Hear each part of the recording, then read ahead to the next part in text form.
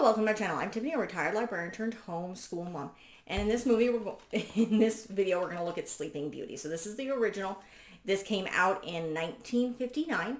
They actually started making it in 1951. That's when the voices were recorded and the animation started. It took that long because everything had to be done by hand. So they did every cell. So every movement was painted by hand. Now, why this film was not a box office flop. It did very, very well at the box office. It made a decent amount of money, but it was extremely expensive to make. So it didn't make its money back. And Disney did not make another princess film until The Little Mermaid. So this was the last of the original three, Snow White, Cinderella, and then Sleeping Beauty. What they didn't learn, I do not know, considering Cinderella was practically saved the studio, and this practically sunk it. Not by the entire Walt Disney Studios, but the animation department. Because after this, there was a lot of layoffs from the animation department. So, because it went over budget, or whatever budget they set, it did not make its money back. Now, this is a beautifully done film. It is very, very different from the original stories. The original story is extremely simplified.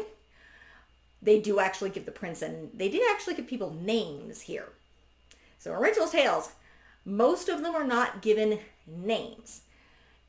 Even in the Italian tale, why the princess, Talia, and her children, Sun and Moon, have names. Nobody else does. And this one, the prince is called Prince Philip. This is after the now late Duke of Edinburgh, who was Queen Elizabeth II's husband until his death. And then, of course, she died not too long ago as well. But again, this was the 1950s, so this was early on in their reign. So, and then, of course, you have Aurora and Briar Rose, depending on the name that she is given. Aurora means dawn, and of course, Briar Rose refers to roses. So, and then you have the three fairies, Merryweather, Flora, and Fauna, and Maleficent. The real main characters in this are the fairies and Maleficent.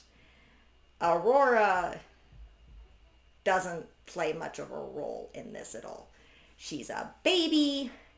She's promised to Philip, who's a young child, as a baby, not really uncommon with medieval royalty, because their fathers are friends. The three good fairies, Flora and Fauna, give their blessings. Maleficent comes in pissed off, curses her to die on a spinning wheel. Merryweather comes and says, no, she'll only fall asleep on her 16th birthday and then be woken up by true love's first kiss. Not part of the stories. Normally she falls asleep and she's asleep for 100 years and wakes up. But then the king gets rid of all the spinning wheels, which is typical of the story. But then the three good fairies decide to take Aurora out and raise her as a peasant girl and don't use magic until her 16th birthday. And then they use magic on her 16th birthday, alerting Maleficent. And then she goes out and she dances. She meets Prince Philip. Doesn't realize she's actually engaged to the guy. They tell her she's a princess. And again, on her 16th birthday, take her back to the castle. Yeah, that's really, really dumb. It's like, can't you wait till the next day and then tell her so she doesn't break her finger on her 16th birthday? But no, they go back to the castle. She gets separated from the fairies, is drawn up by a spell by Maleficent, touches a spindle in some sort of trance, and falls asleep. And Maleficent covers the entire castle in thorns. I don't know where the heck the parents are.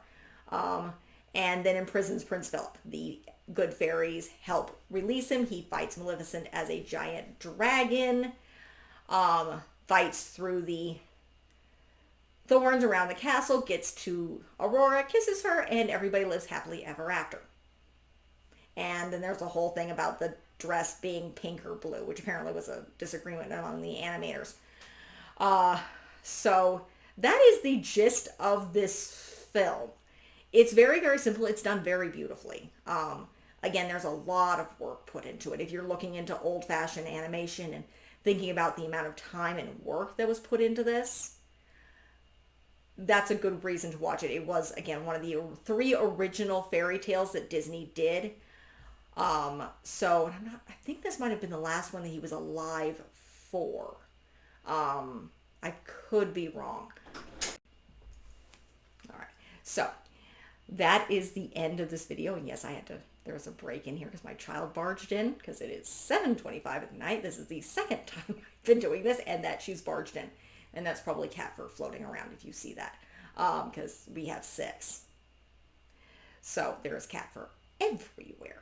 But nonetheless, I will be continuing Sleeping Beauty. I will, in fact, be doing the ballet, which this was very much, the music for this was based on. So pretty much all the music in Sleeping Beauty, the film, was taken from Tchaikovsky, which is the guy who wrote the music for the, I believe it's Russian ballet, it could be German.